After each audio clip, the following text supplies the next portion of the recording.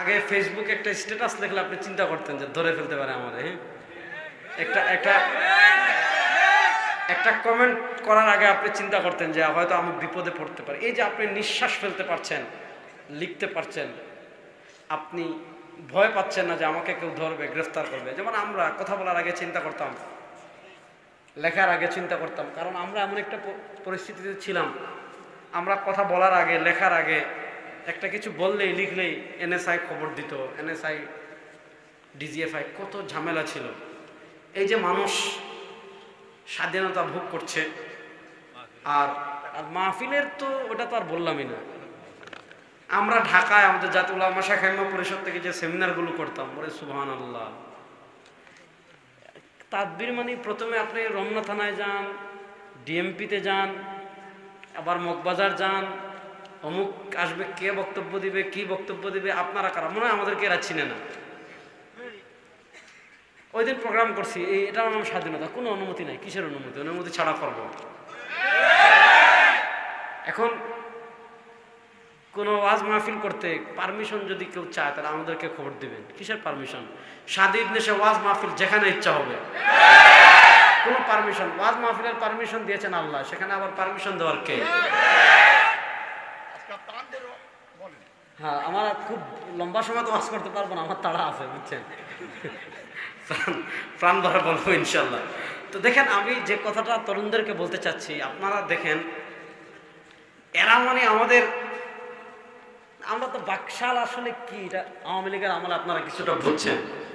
আপনি কথা বলতে পারবেন না, লিখতে পারবেন না, হাঁটতে পারবেন না, সকালবেলা একবার তাকে সেলুট দিতে হবে, বিকালে একবার তাকে আব্বা ডাকতে হবে, সন্ধ্যা একবার তাকে আব্বা ডাকতে হবে, রাতে একবার তাকে আব্বা ডাকতে হবে। দেশটা তোমার বাপের, এখন তো শেষ, কোথায় এখন? শুনেন, দুনিয়ার নিয়ম হলো, ভালো করে বুঝেন। আরে হাসিনা, ফেরাউনও তো দুনিয়া টিকতে পারে না। যে ফেরাউন বলেছিল আনা রব্বুকুমুল আলা, আরে কি এর আল্লাহ? ফেরাউন বলেছিল আমি খুদা। আল্লাহ বলেন দাঁড়া। আল্লাহ বাহরে কুলজুমে, লোহিত সাগরে চুবিয়ে মেরেছেন। নমরুদ বলেছিল আমি খুদা, আল্লাহ মশা দিয়ে ধ্বংস করেছেন। শেখ হাসিনা কথায় কথায়, যিনি ড্যামকে আর কাউকে পাত্তা দিতেন না, মনে হতো পুরো দেশের মালিক উনি। উনি একবার বলেছিলেন বাতি বন্ধ করে দিব, বসে থাকবো। আজকে আপনি কোথায়? দেশে কবর দেওয়ার মতো মাটি আপনি পাবেন না ইনশাআল্লাহ। এখানে একটা কথা বলি, যুবকরা ভালো করে শুনবেন, বিশেষ করে এক কালারের পাঞ্জাবি যারা পড়ছেন, বুঝছেন? হ্যাঁ, এই যে বৈষম্য বিরোধী যে আন্দোলন হয়েছে, এই বৈষম্য বিরোধী আন্দোলনে কোন নাস্তিককে কখনো দেখেছেন? মুরগি কবিরকে দেখেছেন? আর আসতে বলেন। মুরগি কবির গর্তের ভিতর ছিল। আপনি এই পুরা জুলাই থেকে আগস্ট, যে পুরা 1 মাস, এই যে পুরা 1 মাস আন্দোলন হলো, মুরগি কবিরকে দেখেছেন? জাফর ইকবালকে দেখেছেন? আরো যে কয়েকটা মার্কামারা নাস্তিক আছে, মুনতাসির মামুন, আরো যেগুলো আছে, শাহবাগী, ইমরান সরকার, কালামানিক তো কট খাইছে অলরেডি। হ্যাঁ, বুঝেন নাই? আচ্ছা বলেন, এই বৈষম্য বিরোধী আন্দোলনে কোন নাস্তিক ছিল? জোরে বলেন। কোন শাহবাগী ছিল? এই যে কুমিল্লায় আপনারা আন্দোলন করলেন, হোমনায় আন্দোলন করলেন, কোন নাস্তিক ছিল? কোন রাম ছিল? কোন বাম ছিল? আরে আন্দোলন করেছে দেশপ্রেমিক মুসলমানরা, শহীদ হয়েছে দেশপ্রেমিক মুসলমানরা, রক্ত দিয়েছে দেশপ্রেমিক মুসলমানরা, আহত হয়েছে দেশপ্রেমিক মুসলমানরা। যেই মুসলমানদের রক্তের উপর আপনার আওয়ামী লীগ পতন হয়েছে, যেই মুসলমানদের রক্তের উপর দাঁড়িয়ে আজকে অন্তর্বর্তীকালীন সরকার ক্ষমতায় এসেছে, ওই সরকার যদি নাস্তিকদেরকে আবার প্রাধান্য দেয়, ওই সরকার যদি শাহবাগীদের আবার প্রাধান্য দেয়, আপনাদের পরিণতি আওয়ামী লীগের মতো হবে।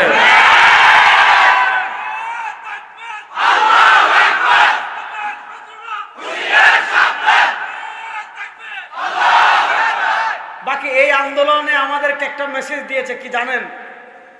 বাংলাদেশে যারা ইসলামকে কাট করতে চাইবেন, যারা ভারতের টাকা খেয়ে, যারা আমেরিকার টাকা খেয়ে, যারা পৃথিবীর কোন পরাশক্তির টাকা খেয়ে বাংলাদেশ থেকে ইসলামকে বিতরণ করতে চাইবেন, কোরআনকে বিতরণ করতে চাইবেন, হাদিসকে বিতরণ করতে চাইবেন, নবী করিম সাল্লাল্লাহু আলাইহি ওয়াসাল্লামের আদর্শকে বিতরণ করতে চাইবেন, আপনারা পলায়ন করে দেশ ছাড়তে বাধ্য হবেন। ইসলাম এই দেশে থাকবে। ইসলামের প্রশ্নে আমরা কখনো কোনো আপোষ করব না? বলেন, কখনো কোনো আপোষ করব না? এবার দেখেন বৈষম্য বিরোধী আন্দোলন হয়েছে। এই ফ্যাসিস্ট আওয়ামী লীগ গত 15 বছরের সবচেয়ে বেশি বৈষম্য যাদের সাথে করেছে এরা হলো ইসলাম, মুসলমানদের সাথে। আপনারা দেখেছেন এই 15 বছরে, যুবকরা বলেন, মুরব্বীরা বলেন, যে হিন্দু তার মাথায় টিপ পরে,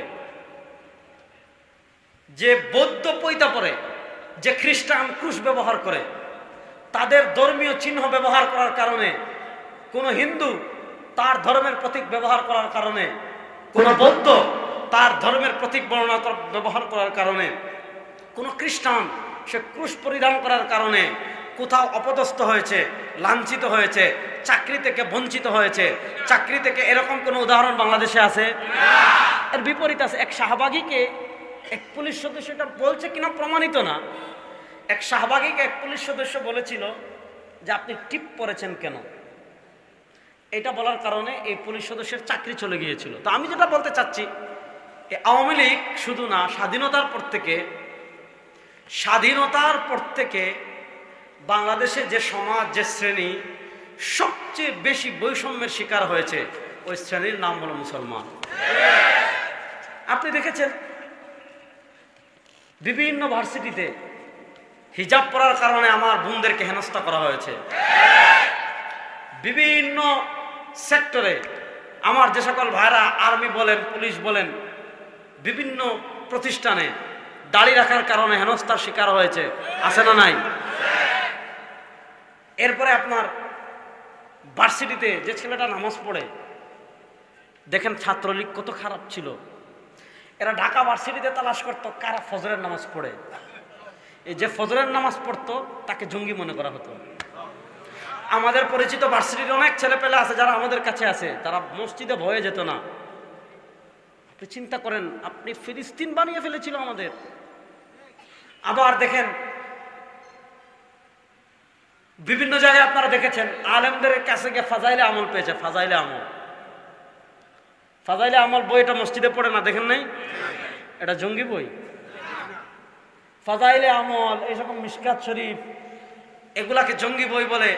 এদেশের প্রকৃত ইসলামপন্থী যারা স্কুলে পড়ে, ভার্সিটিতে পড়ে, এই ধরনের যুবকদেরকে জঙ্গির ট্যাগ লাগিয়ে, এই ধরনের যুবকদেরকে মিথ্যা মামলা দিয়ে বছরের পর বছর আয়না করে রাখা হয়েছিল। তাদের পরিবার থেকে তাদেরকে দূরে রাখা হয়েছিল, তাদেরকে গুম করা হয়েছিল, তাদের নামে মিথ্যা মামলা দিয়ে তাদের ফ্যামিলিকে ধ্বংস করে দেওয়া হয়েছিল। এরকম বৈষম্য ইসলামের সাথে করা হয়েছে কি হয় নাই? আপনারা দেখেছেন এমন কোন বৈষম্য নাই এরা ইসলামপন্থীদের সাথে করে নাই। পৃথিবীর ইতিহাস সাক্ষী। আপনি ইসলাম পূর্ব যুগে আমি যাব না, আপনি ইসলামের 1400 বছরের ইতিহাস দেখেন। যারা ক্ষমতা পেয়ে, সৈন্য দিয়ে, অস্ত্র দিয়ে, ক্ষমতা দিয়ে, সেনাবাহিনী দিয়ে, আর্মি দিয়ে যারা মনে করেছিল ইসলামকে বিতাড়ন করে দিবে, 1400 বছরের ইতিহাস দেখেন, পৃথিবী থেকে তারা নিঃশেষ হয়ে গিয়েছে। ইসলাম এখনো আছে। আওয়ামী লীগকে দেখেন, তারা ভারতের টাকা খেয়ে, টাকা খেয়ে এই বাংলাদেশকে ভারতের অঙ্গরাজ্য পরিণত করতে চেয়েছিল। আজকে আওয়ামী লীগের নাম নিশানা নয়, বাংলাদেশে ইসলাম ছিল, আছে, থাকবে ইনশাআল্লাহ। আর যারা মনে করবেন সামনে যে পৃথিবীতে আপনি কোনোভাবে ইসলামকে মাইনাস করবেন, এইটা করার আগে 5 তারিখের একবার গণভবনের যে বঙ্গভবনের না গণভবনের যে চিত্র, এটা একটু ভিডিও দেখবেন। যে আপনি ইসলামকে মাইনাস করতে চাইবেন, ইসলামকে মাইনাস করলে পরিণতি কি হয়, এটা একটু এটা পরিকল্পনায় আনার আগে একটু 5 তারিখের সংসদ ভবন দেখবেন, একটু 5 তারিখের শাহবাগ দেখবেন, একটু 5 তারিখের গণভবন দেখবেন, তারপর বাংলাদেশ থেকে ইসলাম মাইনাস করার ষড়যন্ত্র করবেন। দেখেন, আমরা অন্তর্বর্তীকালীন সরকারের বিরোধী না, আমরা অন্তর্বর্তীকালীন সরকারকে আমাদের জায়গা থেকে সর্বোচ্চ সহযোগিতা করছি। এবং দেখেছেন বাংলাদেশে এক সপ্তাহ পুলিশ ছিল না। দেখেন আওয়ামী লীগ কখনো প্রথমে 5 আগস্ট আওয়ামী লীগের পতনের পর প্রথম আওয়ামী লীগ ফিরে এসেছিল হিন্দু লীগ হয়ে, প্রথম আওয়ামী লীগ এসেছিল কি লীগ হয়ে?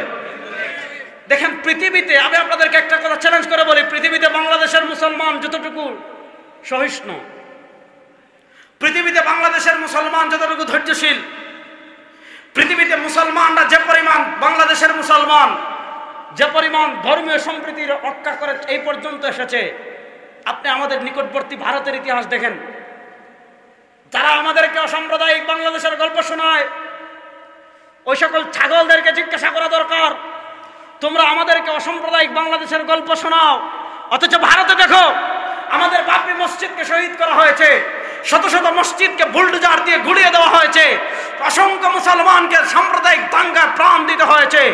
গুজরাটের কসাই নরেন্দ্র মোদী গুজরাটে মুসলমানদের রক্তের বন্যা বইয়ে দিয়েছে। আপনারা দেখেছেন দিল্লিতে দাঙ্গা হয়েছে, আপনারা দেখেছেন আসামে দাঙ্গা হয়েছে। পৃথিবীর ভারতের যেই প্রদেশে মুসলমান সংখ্যাগরিষ্ঠ, সেখানে দিনের পর দিন মুসলমানের রক্ত ঝরছে। কাশ্মীরে ঝরছে, দিল্লিতে ঝরেছে, গুজরাটে ঝরেছে, হায়দ্রাবাদে ঝরেছে, আসামে ঝরেছে। অথচ আমাদের ইসলাম আমাদেরকে শিক্ষা দিয়েছে, যখন 5ই আগস্ট ফ্যাসিস্ট আওয়ামী লীগ সরকারের পতন হয়েছে, আমরা জানি হিন্দুদের ভিতর আওয়ামী লীগের দালাল ছিল, হিন্দুদের ভিতর আওয়ামী লীগের চামচা ছিল, হিন্দুদের ভিতর আওয়ামী লীগের সুবিধাভোগী ছিল। আমরা জানি ওই হিন্দুরা, ওই আওয়ামী লীগরা হিন্দু ভেষে মন্দিরে হামলা করতে পারে। এদেশের তাওহীদপন্থী মুসলমানেরা তখন মন্দির পাহারা দিয়েছে, যাতে ফ্যাসিস্টরা কোনো সহযোগিতা নিতে না পারে। আমাদের ইসলামী আন্দোলন পাহারা দিয়েছে, হেফাজতে ইসলাম পাহারা দিয়েছে, দেয় নাই? দেয় নাই? মুরব্বীরা বলেন না, দেয় নাই? শুনেন, একটা কথা আপনাদেরকে পরিষ্কার ভাষায় আমি বলি, এই বৈষম্য বিরোধী আন্দোলন যারা শহীদ হয়েছে, আপনারা যাদেরকে চিনেন, আবু সাইদ, মুগ্ধ, তাহমিদ, কত একটা ছেলে পরশু দেখেছেন যে সে গুলি খাওয়ার পর তার পকেটে একটা মোবাইল পাওয়া গিয়েছে, ছোট মোবাইল, আর ওই মোবাইলের সাথে মানে মোবাইলটা একটা রুমাল দিয়ে মোড়ানো, ওই রুমালটা বের করে দেখা গিয়েছে ওই রুমালে আল্লাহ লেখা। ওই রুমালে কি লেখা? এই যে মানে যুবকরা শহীদ হয়েছে, আপনারা দেখেন কেমনে গুলির সামনে। এখন তো চিন্তা করলে আমি অবাক হই যে এই যে মানে আমি তো একদম সম্মুখ যুদ্ধে ছিলাম বলতে পারেন, একদম শায়েখে চরমনার সাথে প্রত্যেক দিনই আমি ছিলাম। তো ওই সময় তো আমরা ওই প্রস্তুতি নিয়েই তো বেরোয়েছি যে মাইল লাগলে আসি রেডি। এবং আমরা যখন শায়েখে চরমনায় 4 তারিখ, আমরা প্রথম 4 তারিখ 5 তারিখ আমরা যখন কারফিউ ভাঙ্গি, তিনি কিন্তু নামার আগে আমাদেরকে বলেছিলেন এই কথা, যখন নামতেছি মারামারি লাগলে আমি তো রেডি, আমি তো এই এমন না যে আমি দৌড়াবো, ওইভাবে আমরা বলছি শায়েখ ঠিক আছে আমরাও রেডি। এই যে দেখেন মানুষরা, মুসলমানরা এত শ্রম দিয়েছে। আপনি দেখেন পুরা শহীদদের, এই যে হাজারের অধিক মানুষ শহীদ হয়েছে, এদের আপনি লিস্ট পড়ে পড়ে পড়ে পড়ে পড়ে পড়ে তাহকিক করেন, গবেষণা করেন, আপনি একজন শাহবাগী পাবেন না। বলেন, একজন শাহবাগী পাবেন? একজন আপনি নাস্তিক পাবেন? কথা কয় না। আচ্ছা আপনারা বলেন, যুবকরা এ পর্যন্ত আপনারা যাদেরকে চিনেন যে এরা এরা এরা এরা শহীদ হয়েছে, এদের ভিতর একজনও নাস্তিক আছে? কথা কয় না দেখি। এদের ভিতর একজনও নাস্তিক আছে? এদের ভিতর একজনও রাম আছে? এদের ভিতর একজনও বাম আছে? আর মুরগি চূড়া, জাফর ইকবাল, এরা যারা ছিল, এরা তো এই বৈষম্য বিরোধী আন্দোলনের বিরোধী ছিল। আর যেগুলা চামড়া ব্যবসা করে, এগুলো বৈষম্য বিরোধী আন্দোলনের বিরোধী ছিল কয়েকটা, সবাই নাই। কথা করে সবাই না, ভালো করে কয়েকটা কথা বুঝেন। সুতরাং আপনারা বুঝেন, এই আন্দোলন কখনো রামদের ছিল না, এই আন্দোলন কখনো বামদের ছিল না। এই আন্দোলনে জীবন দিয়েছে মুসলমানরা, এই আন্দোলনে আহত হয়েছে মুসলমানরা, এই আন্দোলনে ত্যাগ করেছে মুসলমানরা। এই আন্দোলনে শাহবাগীরা ছিল না, এই আন্দোলনে নাস্তিকরা ছিল না, এই আন্দোলনে রামরা ছিল না, এই আন্দোলনে বামরা ছিল না। সুতরাং এই বৈষম্য বিরোধী আন্দোলনের পর ইসলামের প্রতি, মুসলমানদের প্রতি, এই দেশপ্রেমিক মুসলমানদের প্রতি বাংলাদেশে আমরা আর কোনো বৈষম্য দেখতে চাই না। বাংলাদেশে আমরা আর কোনো বৈষম্য দেখতে চাই। কিন্তু আমরা অত্যন্ত দুঃখের সাথে কয়েকটা বিষয় বলছি। এই আওয়ামী লীগের দালালরা এখন অনেক জায়গায় আছে, এরা খোলস পাল্টাচ্ছে, খোলস পাল্টাচ্ছে, কিন্তু খোলস পাল্টাচ্ছে যে এরা আগে ছিল আওয়ামী লীগের সুবিধাভোগী, এখন অন্তর্বর্তীকালীন সরকারের গাড়ে সোয়ার হয়ে তারা এমন কিছু কাজ করছে যে কাজগুলো মূলত এই বৈষম্য বিরোধী আন্দোলন যারা শহীদ হয়েছে তাদের রক্তের সাথে গাদ্দারি করার নামান্তর। যেমন আমি কয়েকটা উদাহরণ দিই, আপনারা বিরক্ত হচ্ছেন না তো? বৃষ্টি আসলে আসুক, ভিজতে রাজি আছেন তো? ওই জন্য আমার উপরটা খুলে ফেলবো ইনশাল্লাহ, আমিও ভিজবো, ঠিক আছে তো ইনশাল্লাহ? কয়েকটা কথা ভালো করে বুঝেন। দেখেন, আওয়ামী লীগ আমাদের সবচেয়ে বড় ক্ষতি কোনটা করেছে? আমরা জানি যে অনেককে গুম করেছে, খুন করেছে, হত্যা করেছে, এটা তো আপন জায়গায় ঠিক। কিন্তু আওয়ামী লীগ সবচেয়ে মারাত্মক যে কাজটা করেছে, এরা আমাদের একটা প্রজন্মকে পঙ্গু বানানোর ষড়যন্ত্র করেছে। পঙ্গু বানানো মানে কি? স্কুল, কলেজ, ভার্সিটি, আলিয়া মাদ্রাসা, এই এদের সিলেবাসকে এমনভাবে ধ্বংস করেছে। এই আলিয়া মাদ্রাসা, স্কুল, কলেজ, এগুলোর শিক্ষা সিলেবাসে ইসলাম বিরোধী এত এত জিনিসকে ঢুকিয়ে দিয়েছে যে ইসলাম বিরোধী, এই যে একটাকে বলে স্লো পয়জন, বুঝেন না? অর্থাৎ এমন বিষ ছোটবেলা থেকে ঢুকিয়ে দিয়েছে যে এই বিষ যারা হজম করবে ছোট থেকে, এরা বড় হয়ে নাম থাকবে আব্দুল্লাহ, এরা বড় হয়ে নাম থাকবে আব্দুর রহমান, এরা বড় হয়ে নাম থাকবে আব্দুল সালাম, এরা বড় হয়ে নাম থাকবে শাহরিয়ার, এরা বড় হয়ে নাম থাকবে জাফর, কিন্তু এরা সব চিন্তাগত দিক থেকে নাস্তিক হয়ে যাবে। আপনারা দেখেন, আমাদের শিক্ষা সিলেবাস নিয়ে আমরা আন্দোলন করেছি, লম্বা আন্দোলন হয়েছে। আমাদের আসিফ মাহতাব স্যার বই ছিঁড়ে ফেলেছিল, মনে আছেনি? এরপরে এটা বই ছেড়ার কারণে আমাদের ব্রাক আসিফ মাহতাব স্যারকে তাদের অব্যাহতি দিয়েছিল। এই ব্রাক ছিল আওয়ামী লীগের খাস দালাল, চামচা। আর এই ব্রাকের লোকজন আজকে অন্তর্বর্তীকালীন সরকারের চান্স পাচ্ছে। আপনি এই দুঃখ কাকে বলবেন? ব্রাক আওয়ামী লীগের খাস চামচা ছিল। হ্যাঁ, এটাই বলতে চাচ্ছি আমি, আসতেছি। দেখেন, একটা জিনিস ভালো করে বুঝেন, শিক্ষা সিলেবাস নিয়ে আন্দোলন হলো, আপনারা জানেন এরা ট্রান্সজেন্ডার ঢুকিয়ে দিছিল শিক্ষা সিলেবাসে। ট্রান্সজেন্ডারকে আমাদের দেশের মানুষ প্রবল আন্দোলন হলো, ট্রান্সজেন্ডার বাদ দেওয়া হলো। কিন্তু আমরা কি দেখছি, যেই ট্রান্সজেন্ডারকে মুসলমানরা আন্দোলন করে বিদায় দিল, অন্তর্বর্তীকালীন সরকারের গালে সোয়ার হয়ে কিছু শাহবাগী, কিছু নাস্তিক, কিছু ফ্যাসিস্ট আওয়ামী লীগের দালাল আবার এই বাংলাদেশের ট্রান্সজেন্ডারকে প্রতিষ্ঠা করার ষড়যন্ত্র করছে। এখন আপনারা বলেন, এই যে আপনাদের ছেলেরা আন্দোলন করলো, রক্ত দিল, বৈষম্য বিরোধী আন্দোলন করলো, ওই বৈষম্য বিরোধী আন্দোলনের উপর সবার হয়ে কেউ যদি আবার ট্রান্সজেন্ডারকে প্রতিষ্ঠা করতে চায়, যুবকরা মানবেন? জোরে বলেন। মুরব্বীরা মানবেন? সবাই মানবেন? হাত তুলে বলেন, কেউ মানবেন? আমরা মানি, আমরা মানি, আমরা মানি। এখন দেখেন কি ঘটনা ঘটাইছে, কি জানেন? আওয়ামী লীগ যে কাজটা করেছে ভালো করে বুঝেন। 2012-তে তারা কবির চৌধুরীকে শিক্ষা কমিশনার প্রধান করে শিক্ষা কমিশন গঠন করেছে। এটাকে বলে কবির চৌধুরী কমিশন। এই কবির চৌধুরী কমিশন দিয়ে তারা ধীরে ধীরে ধীরে ধীরে ধীরে ধীরে পুরা শিক্ষা ব্যবস্থাকে 12টা বাজাই দিচ্ছে। হিন্দুয়ানি সংস্কৃতিকে প্রমোট করা হয়েছে, আলিয়া মাদ্রাসার বইয়ে নাচ গান প্রমোট করা হয়েছে, আলিয়া মাদ্রাসার স্বাস্থ্য সুরক্ষা বইয়ে ডুল, তবলা, গিটার, হারমোনিয়াম, কেমনে নাচবেন, নাচার সময় হাত কোথায় যাবে, কোমর কোথায় যাবে, পা কোথায় যাবে, চক্ষু কোথায় যাবে, পা কতটুকু তুলবেন, কত স্কেলে কোমর দুলাবেন, এগুলা মাদ্রাসা বইয়ে, মাদ্রাসা শিক্ষার বইয়ে কি করা হয়েছিল, যোগ করা হয়েছিল। আমি আলিয়া মাদ্রাসার শিক্ষকদেরকে বলবো, আওয়ামী লীগের আমলে নানা কারণে আপনারা প্রতিবাদ করেন নাই, উচিত ছিল প্রতিবাদ করা। আমরা আলিয়া মাদ্রাসায় পড়িও নাই, আমরা আলিয়া মাদ্রাসায় পড়াইও না, আমরা আলিয়া মাদ্রাসার মাধ্যমে সরকারের সুবিধা ভুগিও না।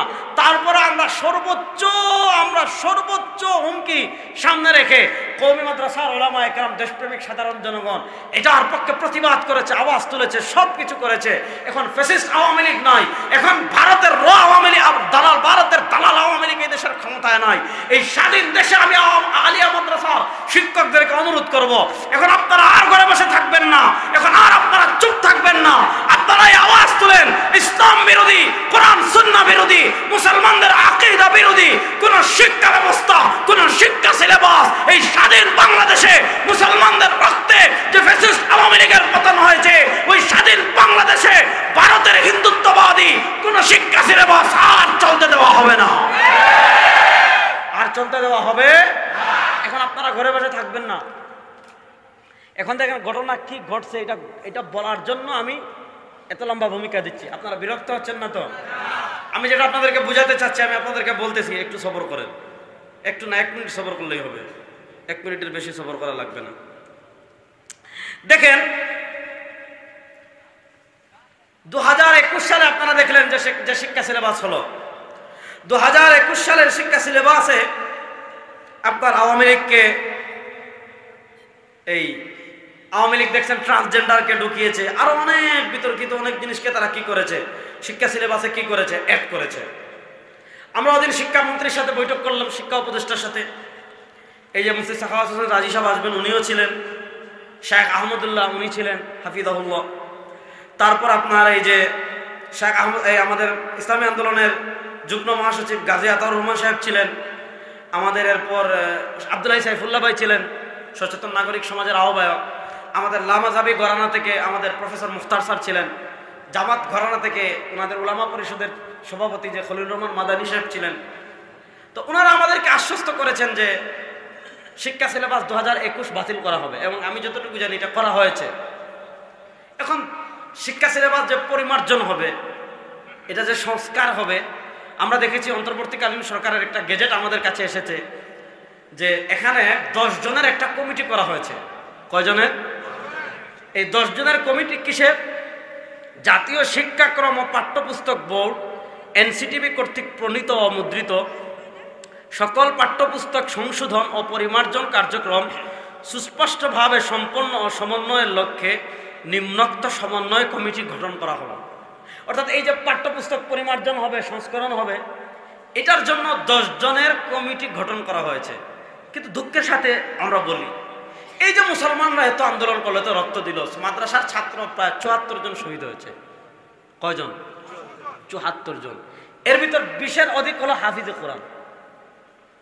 কিন্তু আমরা অত্যন্ত কষ্টের সাথে এটা বলছি, আমি জানি না যে এটা কে করেছে।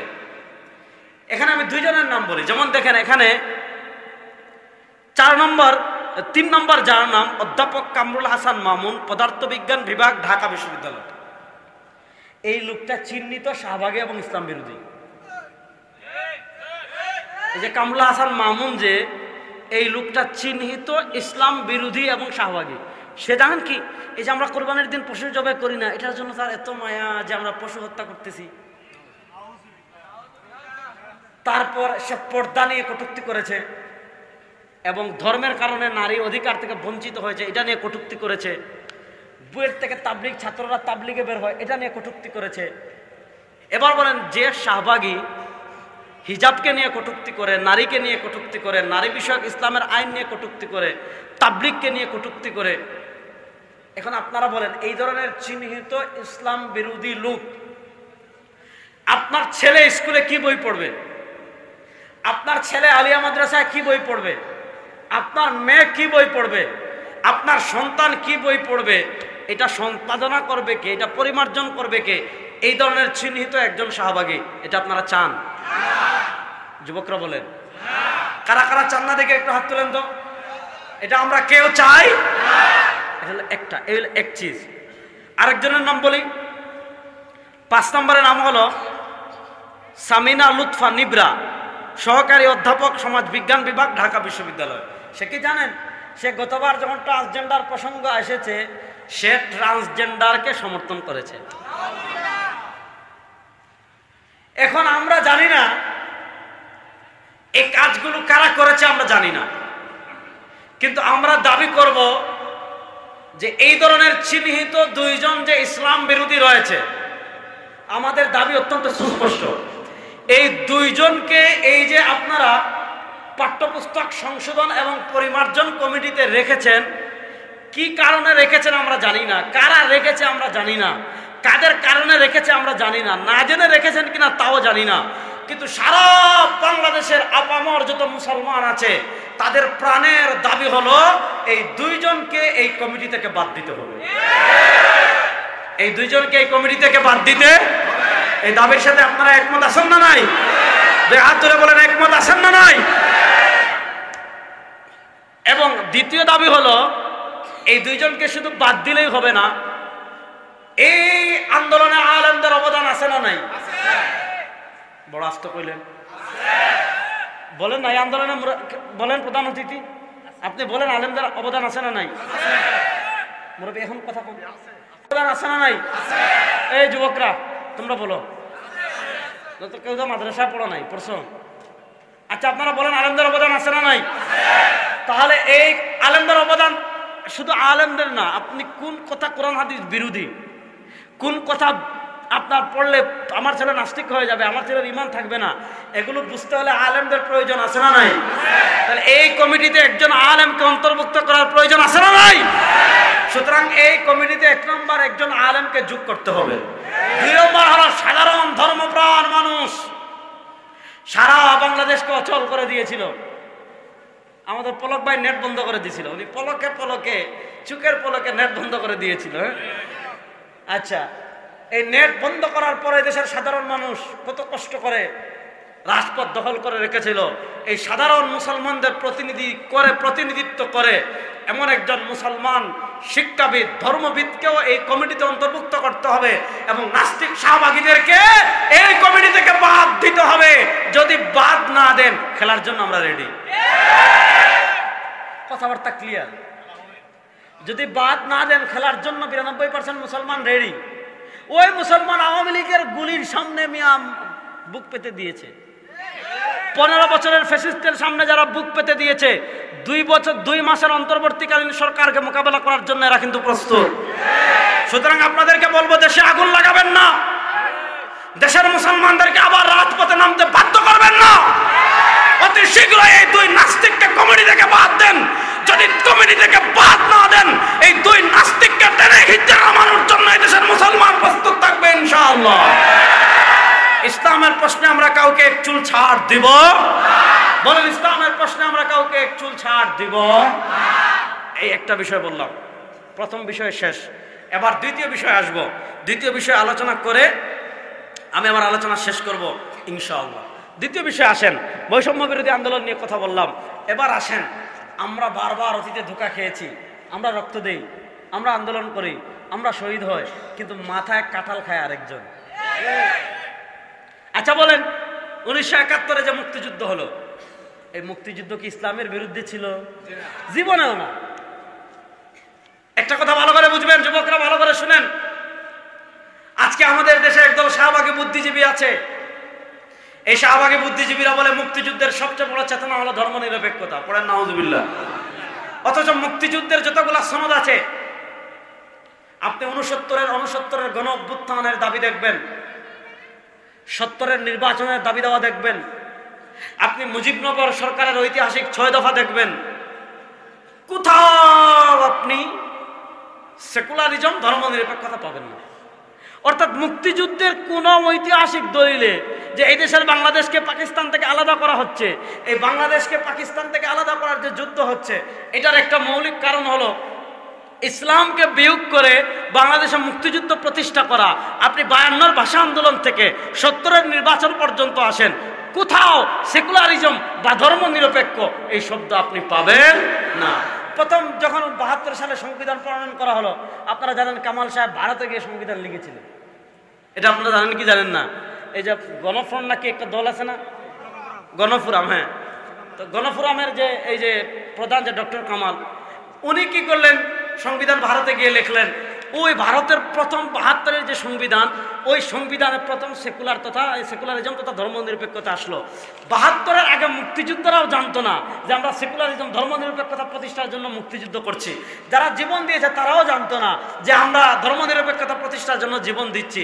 যারা রাজপথে মুক্তিযুদ্ধ করেছে তারাও জানতো না যে আমরা সেকুলারিজম প্রতিষ্ঠার জন্য কি করছি, মুক্তিযুদ্ধ করছি। 72-এ এসে মুক্তিযোদ্ধারা প্রথম জেনেছে এই যে যুদ্ধ হয়েছে সেকুলারিজম প্রতিষ্ঠার জন্য।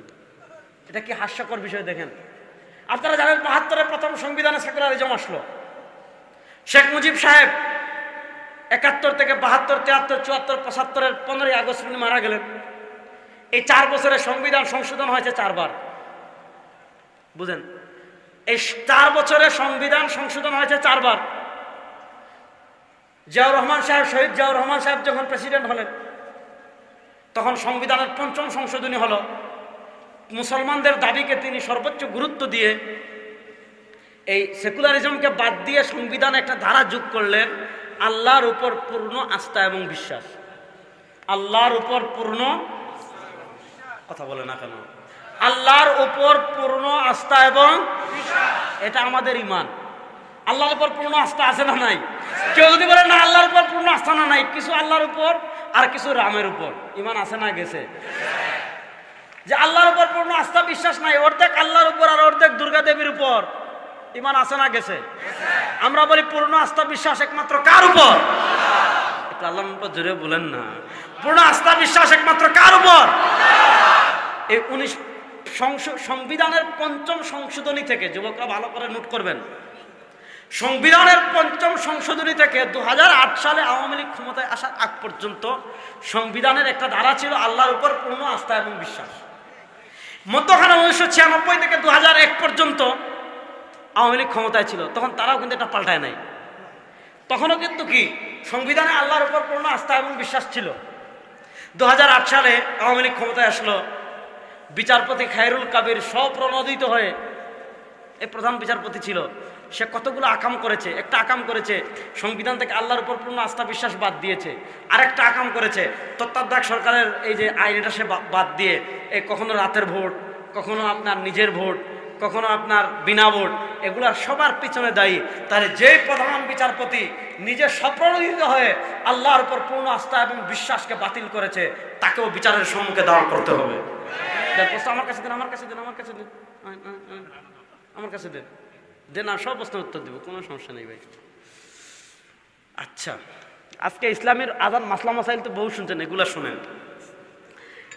মাসলা মাসাইল বহু, গত বছর এখানে মাযহাব নিয়ে আলোচনা করে যাই নাই, মনে আছেন? আলোচনা তো করেই গেছি, এবার যেটা দরকার এটা শুনেন। আমি যেটা বলতে চাচ্ছি, এরপরে তারা আবার ২০০৮ সালে ক্ষমতা এসে আল্লাহর উপর পূর্ণ আস্থা এবং বিশ্বাসকে বাদ দিয়ে আবার আমাদের দেশের ধর্মনিরপেক্ষতা সেকুলারিজমকে সংবিধানে আবার নিয়ে এসেছে। আওয়ামী লীগের পতন হয়েছে, ফ্যাসিবাদের পতন হয়েছে। যারা আওয়ামী লীগকে খুশি করার জন্য সামান্য টাকা পয়সার কাছে বিক্রি হয়ে সংবিধান থেকে আল্লাহর উপর পূর্ণ আস্থা এবং বিশ্বাসের ধারাকে বাদ দিয়েছে, বাংলাদেশের ৯২% মুসলমানের প্রাণের দাবি হলো এই দেশের সংখ্যাগরিষ্ঠ মানুষ যেহেতু মুসলমান, রাষ্ট্রের সংখ্যাগরিষ্ঠ মানুষ বাংলা ভাষায় কথা বলে। এজন্য এদেশের রাষ্ট্রীয় ভাষা কি? আমাদের দেশের সবাইকে বাংলায় বলে। আপনি পাহাড়ে যান, চুং চাং মাং চাং কিছু বুঝবেন না, ঠিক না? আপনার পাহাড়ে যারা উপজাতি থাকে এরা কি বাংলায় কথা বলে না? আমাদের জাফলং, আমার বাড়ি তো সিলেট, আপনারা জানেন। আমার বাড়ি হলো কানাইঘাট, আমাদের পার্শ্ববর্তী থানা হলো জৈন্তাপুর, গোয়েনঘাট। এগুলাতে আপনারা জাফলং, বিছনাকান্দি, এগুলোর নাম শুনেন নাই? ও সারা বাংলাদেশ থেকে মানুষ এগুলো দেখতে যায়, কিন্তু সব হইলো ভারতে। আমার খালি পানি ছাড়া কিচ্ছু নেই। দেখেন এরা কত, দেখেন কত কথা আপনাদেরকে বলবো। আপনারা ইতিহাস জানেন, ৪৭-এ দেশ বিভক্ত হয়েছিল ধর্মকে কেন্দ্র করে। যারা মুসলমান তাদের পাকিস্তান, যারা হিন্দু তাদের হিন্দুস্তান, ঠিক না? এই হিসাবে দেখেন, আসাম হওয়ার কথা আমাদের, ত্রিপুরা হওয়ার কথা আমাদের, কলকাতা হওয়ার কথা আমাদের, 7 সিস্টারের অনেকগুলো প্রদেশ আমাদের হওয়ার কথা। কিন্তু ওই যে ব্রিটিশরা যাকে দায়িত্ব দিয়েছে, রেড ক্লিফ মানচিত্র করার দায়িত্ব যাকে দিয়েছিল, তার নাম ছিল রেড ক্লিফ। সে দেখেন সব পাহাড় খনিজ সম্পদ ভারতে দিয়ে আমাদেরকে খালি পানি দিছে। জাফলংয়ে গেছেন নি যুবকরা? কারা কারা গেছেন দেখে হাত তুলেন তো। সুবহানাল্লাহ, দেখছেন কার পাহাড়? বাঙালি কিছু পাক আর না পাক ঘুরাতে, বেকার ঘুরতে এত এক্সপার্ট। আপনি চিন্তা করেন, এখানে হইলো কি? এখানে হইলো কুমিল্লা, হুমনা কোথায় আর জাফলং কোথায়? অর্ধেকের বেশি জাফলং দেখে আসছে। আচ্ছা বলেন, জাফলংয়ের পাহাড় আমাদের না সব ইন্ডিয়ার? আমরা গিয়ে শুধু মানে শুধু পানিটা কি আমাদের? এই যে দেখেন বৈষম্য, আমি যেটা বলতে চাচ্ছি, মানে মূল থেকে তারা কি করেছে, মানে এই যে মূল থেকে, মানে এই যে আমরা ঠকানো শুরু ৪৭ থেকেই, নচেত এখানে সব মুসলমান। আমাদের এই এলাকায় যারা থাকে অনেক সময় ইন্ডিয়ার আজানে তারা ইফতার করে ফেলে, পরে বুঝে যে আজানটা ইন্ডিয়া হয়েছে, এরকম হয়। তো আমি যেটা আপনাদেরকে বুঝাতে চাচ্ছি যে আমাদের ওই জাফলংয়ের আশেপাশে চা বাগান আছে, প্রচুর চা বাগান আছে বড় বড়। এখানে খাসিয়ারা থাকে, তাদের ভাষা আপনি বুঝবেন না। তারা তো বাঙালি, আমরা বাঙালি না, আমরা বাংলাদেশি। বলেন আমরা কি না বাংলাদেশি? এখন তারা কিন্তু বাংলা ভাষায় কথা বলে না, তারপরে এদেশের রাষ্ট্রীয় ভাষা বাংলা। কেন? কারণ এদেশের সংখ্যাগরিষ্ঠ মানুষ কথা বলে বাংলা ভাষায়। রাষ্ট্রের সংখ্যাগরিষ্ঠ মানুষ বাংলা ভাষায় কথা বলার কারণে, যদি রাষ্ট্রের ভাষা হয় বাংলা, এদেশের সংখ্যাগরিষ্ঠ মানুষ মুসলমান হওয়ার কারণে এদেশের রাষ্ট্রীয় ধর্ম হবে ইসলাম। সেকুলারিজম এই দেশে চলতে পারে না। অনেকে বলবে যে তাহলে রাষ্ট্রের তো ধর্ম নাই, রাষ্ট্র ধর্ম দিয়ে কি করবে? রাষ্ট্র তো নামাজ পড়বে না, রোজা রাখবে না, রাষ্ট্রের তো মুখ নাই, রাষ্ট্র তো কথা বলে না, তাহলে ভাষা লাগে কেন? কুযুক্তি দেখেন যে রাষ্ট্রের তো বডি, এরা তো নামাজ পড়বে না, রোজা রাখবে না, হজ করবে না, হ্যাঁ, ওয়াজও করবে না। এনে যদি আপনি মনে করেন এই হুমনার মাটিকে দেন যে আবরা সাহেবের বদলা ওয়াজ কর, পারবে? পারবে না। তাহলে তাদের যুক্তি হলো রাষ্ট্রের তো নামাজ নাই, রোজা নাই, তো রাষ্ট্রের তো মুখ নাই, তাহলে রাষ্ট্রভাষা দিয়েছেন কেন? যেই যুক্তিতে রাষ্ট্রভাষা হয়েছে বাংলা, একই যুক্তিতে এদেশের রাষ্ট্রীয় ধর্ম হবে ইসলাম। এদেশের সংবিধানে সেকুলারিজম চলতে পারে? আপনি দেখেন আল্লাহর উপর পূর্ণ আস্থা বিশ্বাস বাদ দিয়ে দিয়েছে। সুতরাং আমাদের প্রাণের দাবি সংবিধানে আল্লাহর উপর আস্থা এবং বিশ্বাস এটা পুনরায় স্থাপিত হোক। আপনারা চান কি চান না? কারা কারা চান? নারায়ে তাকবীর, জোরে কোন নারায়ে তাকবীর, দেন স্লোগান দেন।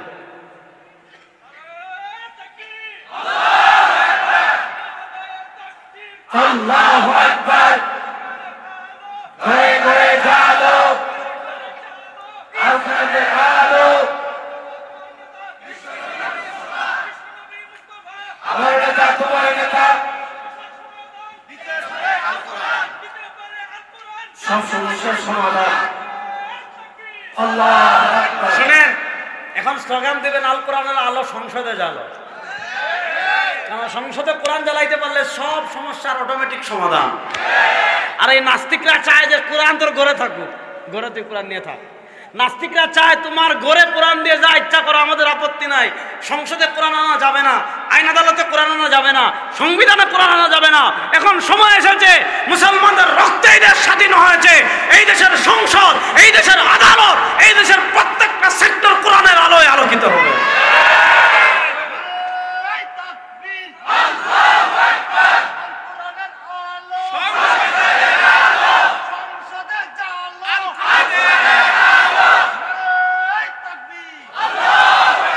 এবার মূল কথায় আসতে শুনেন,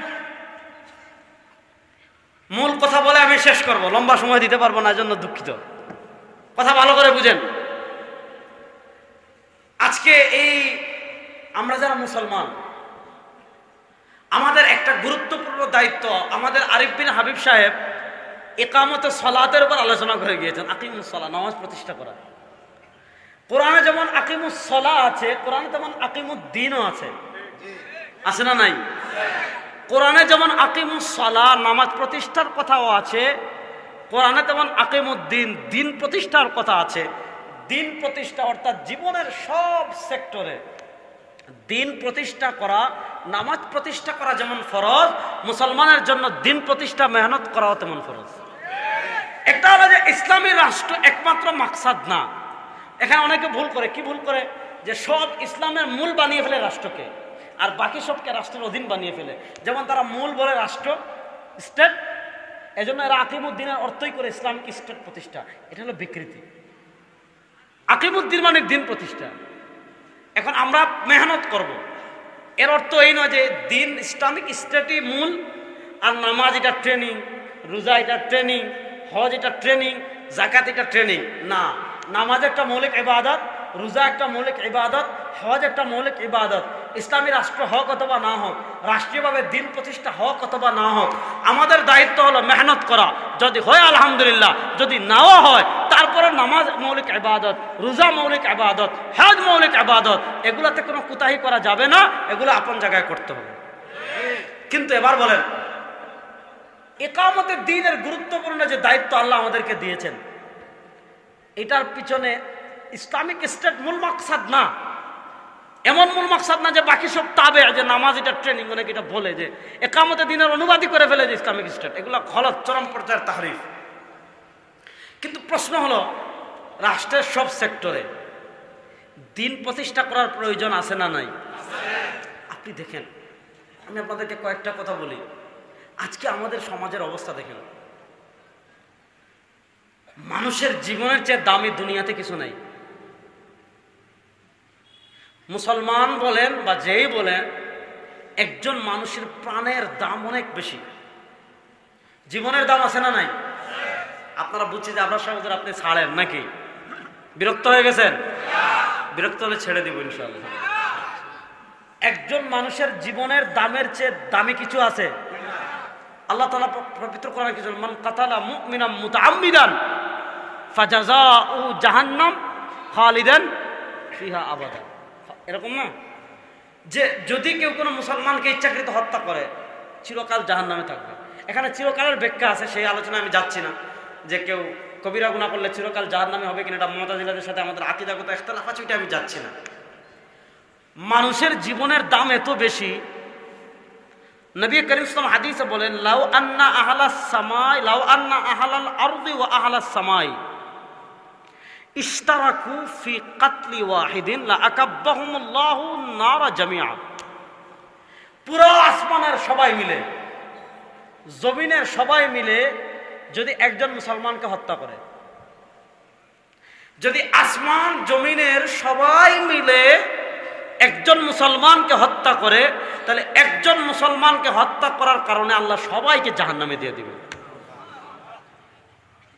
একজন মুসলমানকে হত্যা করার কারণে আল্লাহ যদি সবাইকে জাহান্নামে দিয়ে দেন, তাহলে বলেন এই মানুষের জীবনের মূল্য ইসলামী শরীয়তে আছে না নাই? আল্লাহ নবী সাল্লাল্লাহু আলাইহি ওয়াসাল্লাম বলেছেন, কুল্লু যামবিন আসাল্লাহু আন ইয়াতুব আসাল্লাহু আন ইয়াগফির। প্রত্যেক গুনাহ আল্লাহ মাফ করে দিবেন, সম্ভাবনা আছে, তওবা ছাড়া। দুইটা গুনাহ আল্লাহ মাফ করবেন না, শিরক আর মান কাতালা মুমিনান মুতাআম্মিদান। কেউ যদি কোন মুসলমানকে হত্যা করে, এই হত্যা করার গুনাহ আল্লাহ মাফ করেন না। হত্যা করা এত কবিরা গুনাহ, এত মারাত্মক পর্যায়ের গুনাহ, মানুষের জীবনের এত দাম। আজকে দেখেন আমাদের দেশের অবস্থা, দেখেন মানুষের জীবনের কোনো মূল্য আছে? বড় আসতে বলেন, মানুষের জীবনের কোনো মূল্য আছে? আজকে দেখেন সামান্য ক্ষমতার জন্য পাখির মতো গুলি করে মানুষ হত্যা করেছিল। মানুষ তো কুকুরকে ওইভাবে মারে না। আপনি দেখেন কেমনে ঠান্ডা মাথায় হত্যা করে। আপনারা ঢাকা আশুলিয়ায় দেখেছেন, হত্যা করে চিহ্ন যাতে না থাকে লাশ পুড়িয়ে দিছিল, শুধু ক্ষমতায় থাকার জন্য। এখন বলেন এই রকম আপনি দেখেন আমাদের দেশের পুকুরে লাশ পাবেন, নদী থেকে লাশ ওঠে, সমুদ্র থেকে লাশ ওঠে, পাহাড়ে লাশ পাওয়া যায়, জমিনে লাশ পাওয়া যায়, রোডে লাশ পাওয়া যায়। এমন কোনো দিন নাই যেই দিনে, এখন তো কিছুটা হয়তো কমতেছে আমি জানি না, কিন্তু আপনি বাংলাদেশের সামগ্রিক চিত্র দেখেন, এই 52 বছর আপনি দেখলেন কেউ ক্ষমতার জন্য মানুষ মারে, কেউ জমিনের জন্য মানুষ মারে, কেউ দলের জন্য মানুষ মারে, কেউ নেতৃত্বের জন্য মানুষ মারে, কেউ পদের জন্য মানুষ মারে, কেউ এমপি হওয়ার জন্য মানুষ মারে, কেউ চেয়ারম্যান হওয়ার জন্য মানুষ মারে, কেউ মেয়র হওয়ার জন্য মানুষ মারে, কেউ ব্যবসা করার জন্য মানুষ মারে।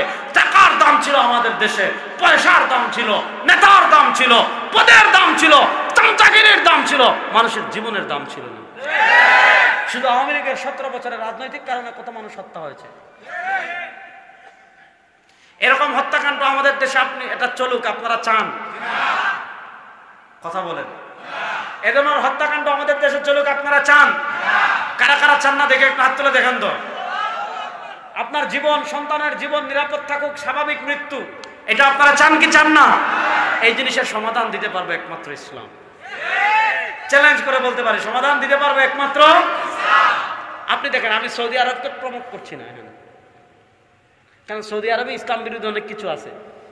সিনেমা চালু হচ্ছে, ইসলাম বিরোধী অনেক কৃষ্টি কালচার চালু হচ্ছে। আল্লাহ হারামাইন শরীফাইনকে হেফাজত করুন। আল্লাহ সৌদি আরবকে এমন শাসকের হাতে তুলে দেন যে শাসকের দ্বারা উম্মার স্বার্থ রক্ষা হবে। যারা উম্মার সাথে গাদ্দারি করবে, আল্লাহ এদেরকে হারামাইন শরীফাইনের এলাকা থেকে বিতাড়িত করে দেন।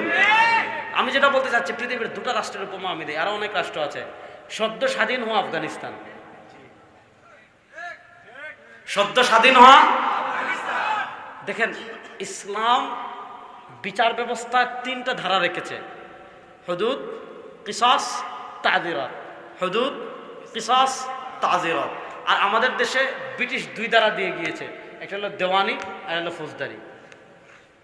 এই ব্রিটিশের প্রবর্তিত আইন, ব্রিটিশের প্রবর্তিত বিচার ব্যবস্থার মাধ্যমে আমাদের বাংলাদেশে বিচার বিভাগ পরিচালিত হয়েছে 52 বছর।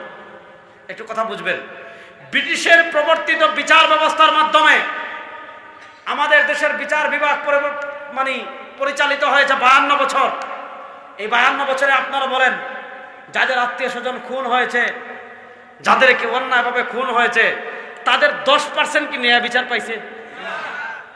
মুরব্বীরা বলেন, তাদের 10% ন্যায় বিচার পাইছে। আর এই বিচার ব্যবস্থা দিয়ে হত্যাকাণ্ড বন্ধ করা সম্ভব হয়েছে। বরং যে একটা খুন করেছে জেল থেকে বের হয়ে আরো বড় খুন করেছে, যে চোর হয়ে জেলে ঢুকেছে এটা ডাকাত হয়ে বের হয়েছে, যেটা ছিনতাইকারী হয়ে জেলে ঢুকেছে ওটা চোর হয়ে বের হয়েছে, যেটা জুতা চুরি করে জেলে ঢুকেছে ওটা মোবাইল চুর হয়ে বের হয়েছে। তারা কি হয়েছে দেখেন কেন হয়, আমি কারণটা বলি। এই কারণটা ব্যাখ্যা করে আমি আমার আলোচনা সামনের দিকে নিয়ে 2-4টা পয়েন্টে কথা বলে শেষ করব। কেন হয়েছে ভালো করে বুঝেন। এটা হওয়ার কারণ হলো আমাদের দেশের বিচার ব্যবস্থা যেটা রয়েছে এটা শুভঙ্করের ফাঁকি আছে। কেমন শুভঙ্করের ফাঁকি আছে দেখেন, যার ভাই হত্যা করা হলো, দিবালুকে প্রকাশ্যে কুপিয়ে হত্যা করা হয়েছে, আসামিকে গ্রেফতার করা হয়েছে, সারা দুনিয়ার চোখের মিডিয়ার সামনে তাকে হত্যা করেছে, চোখের সামনে হত্যা করেছে, শত শত সাক্ষী আছে। তারপরও বিচার পাইতে হলে আপনাকে 1 নম্বরে আদালতে মামলা করতে হবে, উকিল নিয়োগ দিতে হবে, উকিলকে বারে বারে ঘুষ দিতে হবে, এরপরে সাক্ষী উপস্থিত করার জন্য সাক্ষীদেরকে ভালো মোশন দিতে হবে, উকিল যাতে মামলার কাজ ঠিক মতো করে, উকিলের আশেপাশে যে আছে তাদের যে চামচাগুলো আছে এদেরকে কি দিতে হবে। এবার দেখা যায় একবার ডেট পিছায়, আবার ডেট পিছায়, আবার ডেট পিছায়, আবার ডেট পিছায়। এখন কি করে, কিছুদিন পর রায় পেন্ডিং রাখে, আবার এদেরকে আপিল করার সুযোগ দেয়, আপিল থেকে এখান থেকে যায় ওই কোর্টে, ওই কোর্ট থেকে ওই কোর্টে। এখন দেখা গেল বেচারার ভাই মারা গিয়েছে, একদিক থেকে ভাই মারা গিয়েছে, আবার তার লাইফ পার হয়ে যাচ্ছে, এই কোর্ট থেকে ওই কোর্ট, এই উকিল থেকে ওই উকিল, এর বাড়ি থেকে এর বাড়ি। আর বের হলে পাড়ায় পাড়ায় পাড়ায় পাড়ায় কদমে কদমে কদমে কদমে তার টাকা দেওয়া লাগছে। এখন দেখা গেল একদিক থেকে ভাই মারা গিয়েছে, একদিক থেকে বাপকে হত্যা করা হয়েছে, একদিক থেকে আত্মীয় স্বজনকে হত্যা করা হয়েছে। সে বিচার চাইবে নাকি টাকা দিবে, সে বিচার পাবে নাকি কোর্টে কোর্টে কোর্টে কোর্টে ঘুরবে। এক সময় তার বিরক্তি চলে আসে। আর স্বাভাবিক 1, 2, 3, 4, 5 বছর চলে গেলে তার ভাই মারা গিয়েছে, এটা তার যে দুঃখ, তার যে কষ্ট, এটা আস্তে আস্তে কমে যায়, স্বাভাবিক হয়ে যায়। দেখা যায় সে বিচার ব্যবস্থা প্রলম্বিত হইতে হইতে হইতে হইতে টাকা দিতে দিতে দিতে দিতে তারও বিরক্তি চলে আসে। এক সময় সে আর উকিলের সাথে খবর রাখে না, এক সময় সে আর উকিলের সাথে যোগাযোগ করে না। এবার দেখা গেল ওই উকিল তখন দেখা যায়, অথবা এরা বড় অঙ্কের ঘুষ খেয়ে যে আসামি, এরা খবর না নেওয়ার কারণে তাকে দেখা যায় জামিন দিয়ে দেয়। আচ্ছা আপনারা বলেন অহরহ হচ্ছে কি হচ্ছে না? আর ইসলাম কি বলে, ইন্নান নাফসা বিন নাফস ওয়াল আইনা বিল আইন ওয়াল উযুনা বিল উযুন ওয়াস সিন্না বিস সিন ওয়াল জুরুহা কিসাস। আপনি আরেকজনের মাথা ফাটাইছেন, আপনারা মাথা ফাটানো হবে। আপনি আরেকজনের দাঁত ভাঙছেন, আপনারা দাঁত ভাঙা হবে। আপনি আরেকজনের চেহারা ফাটিয়ে দিয়েছেন, আপনারা চেহারা ফাটিয়ে দেওয়া হবে। আপনি আরেকজনের পা ভেঙে দিয়েছেন, আপনার পা ভেঙে দেওয়া হবে। আপনি একজনকে হত্যা করেছেন, কোনো আপিল মোশন নাই, হয় তার আত্মীয় স্বজন তারা যদি আপনার দিয়ত গ্রহণ করে সন্তুষ্ট হয় আপনি মুক্তি পাবেন, নচেত আপনাকে হত্যা করা হবে। যেভাবে আপনি তাকে হত্যা করেছেন আদালত আপনাকে, রাষ্ট্র আপনাকে সেভাবে হত্যা করবে। এভাবে যদি ন্যায় বিচার নিশ্চিত। আপনি সৌদি আরবে দেখেন সারা বছরে 10 জন মানুষ খুন হয় না, খুন হয়। যারা সৌদি আরব থেকে এসেছেন বলেন না একটু, সৌদি আরবে কারা কারা ছিলেন দেখে একটু হাত তুলেন তো। ওরে বাপ রে বাপ, সুবহানাল্লাহ। দেখছেন, আপনিও ছিলেন, এখনো আছেন। আচ্ছা আপনি বলেন, সৌদি আরব আমাদের দেশে এই যে তুচ্ছ ঘটনাকে কেন্দ্র করে, রাজনৈতিক ঘটনাকে, এই যে এত মানুষ খুন, সৌদি আরবে মানুষ খুন হয়, আর খুন হইলে কোনো আপিল মোশন চলে? আপনাকে কেসাসান হত্যা করবে এবং জনসমক্ষে করে। আপনি জিদ্দায় ওখানে একটা মসজিদ ছিল, যাদের কেসাস কার্যকর করা হইতো, ওই মসজিদে করতো, টিভিতে দেখাইতো যে তুই আরেকজনকে মারবি, তোর পরিণতি এমন হবে। বলেন এইরকম যদি কেউ দেখে আরেকজনকে মারতে আর কখনো যাবে? ওই যে ফেরাউন সাইজ করতে হলে তো কোরআন লাগবে, ফেরাউন সাইজ করতে হলে কোরআন লাগবে, কোরআনের আইন লাগবে কি লাগবে না? এটা আমি একটা উদাহরণ দিলাম, শুনেন। আপনাদেরকে আরেকটা মাসালা আপনি বলে এটা জবাব দিয়ে। আচ্ছা বলেন তো, সুদ খাওয়া হালাল না হারাম? বড় আস্তে কইলেন, সুদ খাওয়া হালাল না হারাম? আচ্ছা বলেন, কোন গ্রামের সবাই যদি সুদ খায়, মাসালা দিন আপনারা, আমি দিব না। কোন গ্রামের সবাই যদি সুদ খায়, এই গ্রামের উপর আল্লাহর খাস রহমত পড়বে। কি পড়বে? গজব পড়বে কি পড়বে না? যারা সুদ খায় এদের এবং সুদ দেয় এদের সাথে না এদের সাথে আল্লাহ এবং তার রাসূল যুদ্ধ ঘোষণা করেছেন, কোরআনে আছে। যারা সুদ খায়, লাআনাল্লাহ, হ্যাঁ, ইউহারিবুনাল্লাহ ওয়া রাসূলা, তারা আল্লাহ এবং রাসূলের সাথে যুদ্ধ করে। দেখেন, যে সুদ খায় তা লাআনাল্লাহু আকিলার রিবা, যে সুদ খায় তার উপর আল্লাহ লানত, যে সুদ দেয় তার উপর আল্লাহ লানত। যে সুদের সাক্ষী থাকে তার উপর আল্লাহ লানত, যে সুদের সহযোগিতা করে তার উপর আল্লাহ লানত। এবার বলেন, যদি কোনো এলাকার সবাই সুদ খায়, এই এলাকার উপর আল্লাহর খাস রহমত পড়বে? ঠাড়া পড়বে, গজব পড়বে। অথচ দেখেন, আপনি বলবেন যে হুজুর আমাদের দেশে এত ওলি আল্লাহ, এত মাজার, এত উরুস, এত পীর, আপনাদের কুমিল্লায় তো ঘরে ঘরে পীর, এমন কিছু জায়গা আছে। কুমিল্লায় এক বাবা দেখলাম, উনি বিড়ি বাবা। আজকে আমি আসার পথে নাঙ্গলকোট থেকে আমার কাছে ফোন আসছে যে আগামীকাল ওখানে একজন আছেন বদনাশা, কিসা, এই বদনাশার মুরিদেরা টিওনো অফিসে আলেমদের সাথে বাহাসে বসবে। এখন তারা বলছে ভাই আবরার সাহেব আপনাকে ইমার্জেন্সি আসতে হবে। আমি বলছি এই বদনা লুটা খেটা এদের সাথে বাহাস করার সময় আমার নাই। আপনি বলবেন আমাদের দেশে এত পীর, চাঁদপুর মতলবে ওখানে আছে ল্যাংটা শাহ, চাঁদপুর মতলবে বেশি দূর না। ওরে আল্লাহ রে, উরুস যখন হয় রাস্তাঘাট বন্ধ, আর 3 দিন আপনি এলাকায় যাইতে পারবেন না গাজার গন্ধে, বুঝছেন? ওই এক পিসাবের বক্তব্য শুনলাম, পরশু উনি বক্তব্য দিচ্ছে যে মাজারে যে গাঁজা খায় এটার পক্ষে উনি যুক্তি দিচ্ছে। কি যুক্তি জানেন? যে এটা আপনাদের কুমিল্লার প্রোডাক্ট। মাশাআল্লাহ, বুঝছেন? যাক, এদিকে না, এদিকে না, ওইদিকে। যে সে বলছে যে গাঁজা এটা তো আল্লাহ সৃষ্টি করেছেন। হ্যাঁ, গাঁজার গাছ যেহেতু আল্লাহ সৃষ্টি করেছেন, এটা তার মানুষ তৈরি করে নাই, সুতরাং এটা যেহেতু আল্লাহ সৃষ্টি করেছেন, এটা 4 কত পয়েন্ট আপনি খাইতে পারবেন। 4 কত পয়েন্ট। এর পাল্টা প্রশ্ন করা দরকার যে গোবর সৃষ্টি করেছেন কে? গোবর কে বানাইছে? মানুষ। তাহলে এক কাজ করেন, গাজার গাছ যেহেতু আল্লাহ তোমার দাবির মতো আল্লাহ সৃষ্টি করেছেন, ঠিক আছে, এজন্য তুমি 4.2 পয়েন্ট গাঁজা খেতে চাচ্ছ। 4.2 পয়েন্ট না, তুমি 1.1 পয়েন্ট একটু মানুষের পায়খানা খাও তো। তুমি 1.3 পয়েন্ট একটু গোবর খাও তো। তুমি 1.4 পয়েন্ট একটু পেশাব খাও তো। পেশাব কি মানুষ সৃষ্টি করছে? 1 গ্লাস খাও মাত্র, বেশি খাওয়া লাগবে না। এদের মাথায় কি পরিমাণ গোবর ঢুকছে আপনি চিন্তা করেন। তো এই যে এত পীর, ঘরে ঘরে পীর,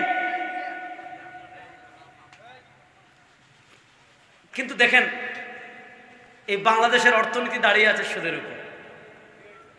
এই বাংলাদেশের অর্থনীতি দাঁড়িয়ে আছে কার উপর? আপনারা জানেন এই বাংলাদেশ $100 বিলিয়ন বিদেশি ঋণ। যারা অর্থনীতি নিয়ে পড়াশোনা করেন তারা জানেন আমাদের বাংলাদেশের বৈদেশিক ঋণ আছে $100, $100 বিলিয়ন। সবচেয়ে বেশি ঋণ দিয়েছে চায়না, চীন, এবং এই ঋণের ভিতরে সৌদি আরবও আছে। আচ্ছা বলেন, এই যে আমাদের দেশে যখন বাজেট বাড়তি দেখায়, জুন মাসে যখন বাজেট পেশ করে, প্রত্যেক বছর দেখবেন বাজেটে বিশাল একটা পরিমাণ ঘাটতি রেখে বাজেট পেশ করে। ওই বাজেটের ঘাটতি লুটপাট যাতে পকেট ভরে করতে পারে, এজন্য বাজেটে প্রত্যেক বছর ঘাটতি দেখায়। আর ওই ঘাটতিটা পূর্ণ করার জন্য চীন থেকে ঋণ আনে, আমেরিকা থেকে ঋণ আনে, বিভিন্ন রাষ্ট্র থেকে ঋণ আনে। আচ্ছা বলেন, এই যে $100 বিলিয়ন আমাদের দেশের ঋণ আছে, এই ঋণ আপনার মাথায়ও আছে। এই ঋণ যদি ভাগ করে দেওয়া হয়, আপনাদের প্রত্যেকের মাথায় $1.5 লাখ টাকা করে ঋণ।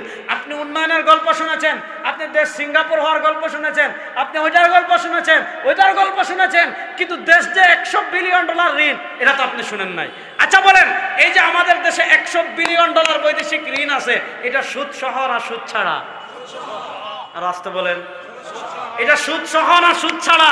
বলেন, যে রাষ্ট্রের অর্থনৈতিক ভিত্তি হলো সুদের উপর, যে রাষ্ট্রের অর্থনীতি টিকে আছে সুদের উপর, এই রাষ্ট্রের উপর আল্লাহর রহমত পড়বে না গজব পড়বে? এখন আপনি বলতে পারেন যে হুজুর বর্তমান পৃথিবীতে পুঁজিবাদী অর্থনীতি চলে, এই পুঁজিবাদী অর্থনীতির কারণে বিশ্ব ব্যাংক সারা পৃথিবীর অর্থনীতি নিয়ন্ত্রণ করার কারণে আপনার সুদ ছাড়া অর্থনীতি পরিচালনা করা সম্ভব না। আমরা বলি না, সুদ ভিত্তিক অর্থনীতি ছাড়া সুদ মুক্ত অর্থনীতি পরিচালনা করা সম্ভব। এটার প্রমাণ হলো আফগানিস্তান। সুতরাং আমাদের দেশে অর্থনীতি সুদ মুক্ত হোক, এটা আপনারা চান কি চান না? কারা কারা চান না দেখে হাত তোলেন। কারা কারা চান দেখে হাত তোলেন। এবার বলেন, সুদ মুক্ত অর্থনীতি যদি আপনি চান, আপনি যদি চান আপনার দেশের অর্থনীতি সুদমুক্ত হোক, আপনি যদি চান ব্যাংক ব্যবস্থা সুদমুক্ত হোক, আপনি যদি চান ঘরে ঘরে সুদমুক্ত সমাজ হোক, বাংলাদেশের রাষ্ট্র ক্ষমতা ইসলামকে নিতে হবে। বাংলাদেশ রাষ্ট্রীয়ভাবে ইসলাম প্রতিষ্ঠা করতে হবে। সুতরাং 52 বছরে নানা তন্ত্রমন্ত্র দেখেছেন, 52 বছরে নানা শাসন দেখেছেন, 52 বছরে নানা নেতা দেখেছেন। শুধু নেতার পরিবর্তন বারবার হয়েছে, এই দেশের ভাগ্যের পরিবর্তন হয় নাই। এবার নেতার সাথে হবে? নীতির পরিবর্তনের জন্য আমরা একমত আছি তো ইনশাআল্লাহ? আল্লাহ রাব্বুল ইজ্জত ওয়াল জালাল যে কথাগুলো বললাম আমাকে আপনাদের সবাইকে আমল করার তৌফিক দান করেন।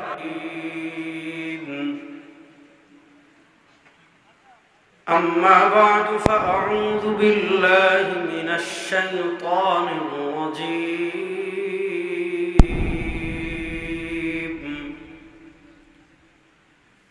بسم الله الرحمن الرحيم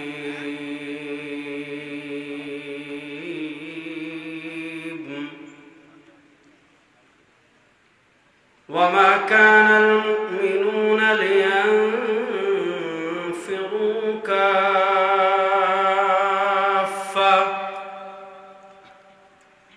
فلولا نفر من كل فرقة منهم طائفة ليتفقهوا في الدين ولينذروا قومهم إذا رجعوا إليهم لعلهم يحذرون بارك الله لنا ولكم في القرآن العظيم ونفعنا وإياكم بالآيات والذكر الحكيم وقال رسول الله صلى الله عليه وسلم الإسلام يعلو ولا يعلى أو كما قال عليه الصلاة والسلام আল্লাহ রাব্বুল ইজ্জত ওয়াল জালালের লাখ কোটি শুকরিয়া আদায় করছি দড়িচর আদর্শ যুব সমাজের উদ্যোগে বৈষম্য বিরোধী ছাত্র আন্দোলনের শহীদদের রুহের মাগফিরাত কামনার্থে দড়িচর উচ্চ বিদ্যালয় মাঠ প্রাঙ্গণে আজকের এই চতুর্থ বার্ষিক ওয়াজ ও দোয়ার মাহফিলে আল্লাহ রাব্বুল ইজ্জত ওয়াল জালাল আমাদেরকে দুনিয়ার সকল কাজ থেকে ফারিক করে বৃষ্টির মাঝেও আল্লাহ আমাদেরকে এখানে আসার বসার কথা বলার কথা শোনার তৌফিক দান করেছেন। আমরা সবাই একবার আল্লাহ রাব্বুল ইজ্জত ওয়াল জালালের দরবারে কালেমাতুশ শুকর আদায় করি আলহামদুলিল্লাহ। জোরে বলেন না আলহামদুলিল্লাহ। আমার আগে মুফতি আরিফ বিন হাবিব সাহেব আলোচনা করেছেন, আমার পরে মুফতি সাখাওয়াত হোসেন রাজি সাহেব আলোচনা করবেন। বৃষ্টি কখন আসে জানি না, আমরা দোয়া করি আল্লাহ মাহফিল শেষ করা পর্যন্ত আবহাওয়া যেন আমাদের অনুকূলে রাখেন। আরে কিপটামি করেন না, বলেন না তো আমিন। যাক, যেহেতু বৈষম্য বিরোধী ছাত্র আন্দোলনের এখানে শিরোনামটা একটু ভুল হয়েছে, হ্যাঁ এখানে লিখবেন বৈষম্য বিরোধী ছাত্র জনতা আন্দোলন। এটা যদিও প্রথমে ছাত্রদের ঘোষণা ছিল, কিন্তু এটা ছাত্রদের একক আন্দোলন না, এটা পরে জনতা সবাই কিন্তু এটাতে শরীক হয়েছে। আমরা দোয়া করি যারা শহীদ হয়েছেন আল্লাহ রাব্বুল ইজ্জত ওয়াল জালাল সবাইকে জান্নাতের উচ্চ মাকাম দান করেন। যারা আহত হয়েছেন আল্লাহ তাদেরকে শিফায়ে কামেলা আজিলা দান করেন। একটা কথা বলে আপনাদেরকে ভালো করে বুঝেন, ফ্যাসিস্ট আওয়ামী লীগ এদের জুলুমের মাত্রা মানুষের উপর কি পরিমাণ পৌঁছে গেছিল। এখন যুবক যারা আছেন, আমাদের উস্তাদ চলে আসছেন, গুরুত্বপূর্ণ বয়ান হবে ইনশাআল্লাহ। হুজুর যদি অনুমতি দেন আসার পর তাহলে আমি আপনাদের প্রশ্নের উত্তর দেব, আর যদি হুজুর অনুমতি না দেন তাহলে আমি এখানে শেষ করবো ইনশাআল্লাহ।